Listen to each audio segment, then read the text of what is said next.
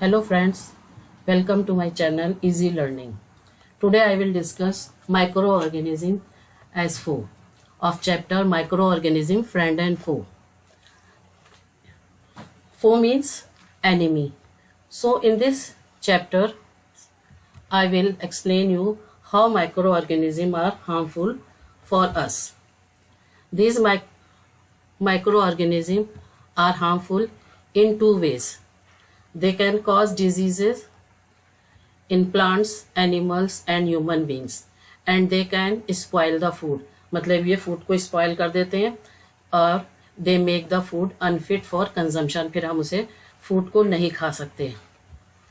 So first I will discuss disease. Disease are of two types: communicable disease and non-communicable disease. Communicable disease are those disease that spread from an infected person to a healthy person, and these example of these disease are common cold, tuberculosis, etc. And second type of disease is non-communicable disease. Non-communicable disease are those disease that do not spread from an infected person to a healthy person.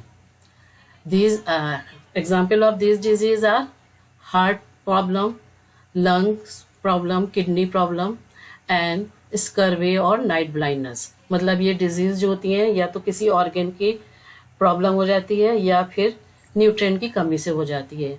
So in this chapter I will discuss only communicable disease.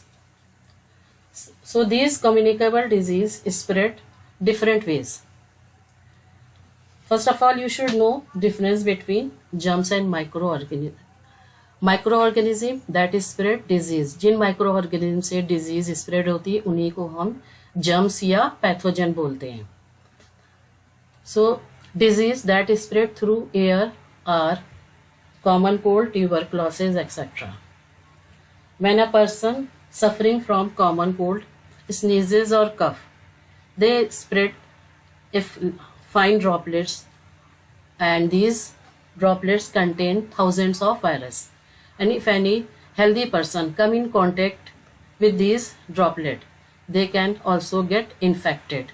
So whenever we sneeze or cough, we should keep handkerchief on our mouth and nose. मतलब हमें अपने मुंह पे और नाक पे hanky रखना चाहिए ताकि हमारे वायरस जो है वो इन्वायरमेंट पे स्प्रेड ना हो और दूसरे लोग जो है वो बच सकें.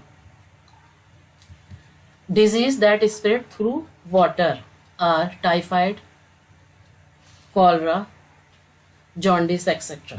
These diseases are caused when water contain germs. Water में sometimes गंदगी हो जाती है, germs हो जाती है, and when we drink this water, then this water can infect us. Vector-borne disease. Some disease is spread due to insect bite. These insects are carrier of germs and are called vector. जो ये insect जिनमें जो germs को carry करते हैं उन्हें हम क्या बोलते हैं? Vector. And when these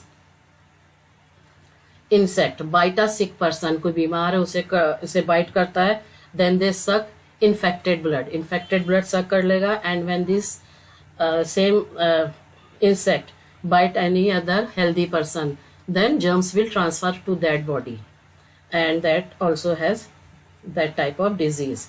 And mostly the mosquito है that spread the disease.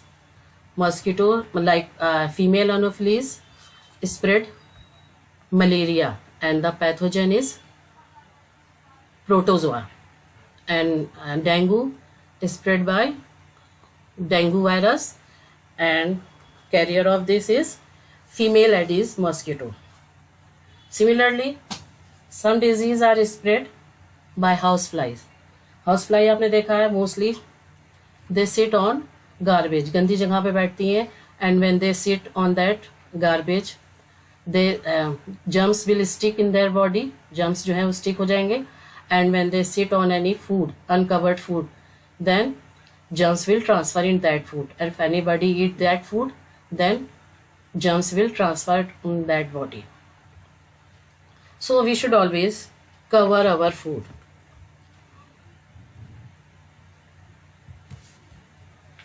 Many microorganisms like bacteria and fungus grow on food item. Food item पे grow करते हैं and they produce some toxic substances. Toxic substances produce करते हैं and make the food poison. Poisonous हो जाता है food और and if anybody eat this poisonous food then he may get ill और sometime क्या होता है even death भी हो जाती है, मतलब बहुत ज़्यादा serious problem भी हो सकती है. So we should always preserve our food. हम अपने food को हमें preserve करके रखना चाहिए स्पॉइल होने से बचाना चाहिए. And this can be done by killing the microbes, या तो माइक्रोब्स को हम उसे किल कर दें जो फूड में प्रेजेंट है, और by stopping the growth of microbes. So there are different method of preserving the food.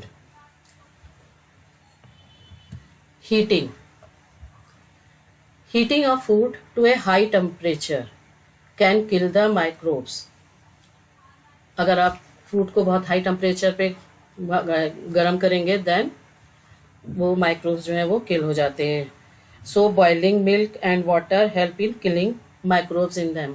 Germs जो है उसमें मर जाते हैं अगर आप वाटर को और मिल्क को बॉयल करते हैं. आपने देखा होगा पॉइस्चराइज मिल्क आते हैं, पैकेट्स आते हैं मार्केट में, and this pasteurized milk is prepared by heating milk to about 70 degree for 15 to 30 seconds and then suddenly cooling. मतलब उसे फिर फौरन ही इसे कूल कर देते हैं. and this kill the germs present in it and this milk can be stored. इस milk को फिर स्टोर कर देते हैं और इसको क्या बोलते हैं, pasteurized milk. and this method was done by Louis Pasteur. Cooling. Low temperature stop the growth of microbes. Fridge जो हमारे घरों में होता है इसका टेम्परेचर कितना होता है 5 डिग्री सेल्सियस. एंड ये क्या करता है माइक्रोब्स को ग्रोथ को कम कर देता है. And we can preserve the food for few days in the fridge. Fridge में हम कुछ दिन के लिए फूड को प्रिजर्व कर सकते हैं, but for a longer time the food will spoil. Longer time के लिए हम क्या यूज करते हैं डीप फ्रीजर. उसमें हमारा फूड ज्यादा लंबे टाइम तक के लिए प्रिजर्व हो जाता है. Salting. Common salt is good प्रिजर्वेटिंग agent.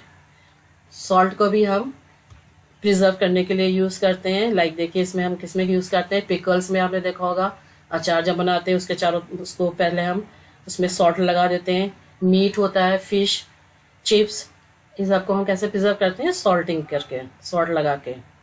Salt लगाने से क्या होता है एक्सेस वाटर जो होता है वो लूज हो जाता है, बाहर आ जाता है. Dehydration. Dehydration means removal of water. This stop the growth of micro organism. They can not grow without water. अगर वाटर नहीं है तो माइक्रो ऑर्गेनिज्म ग्रो नहीं करेंगे. So food like cereals, pulses, dry fruits, these are preserve by drying. ये dehydration से drying करके ये प्रिजर्व किया जाता है. Sweetening. Excess sugar also use as a preservative and food like jam and jellies, squashes are preserve by this method. Sweetening ज़्यादा sweet में ये फ्रूट जो है वो पकाए जाते हैं और इससे मॉइस्चर कंटेंट कम होता है, देन ये ज़्यादा लंबे टाइम तक के लिए प्रिजर्व हो जाता है.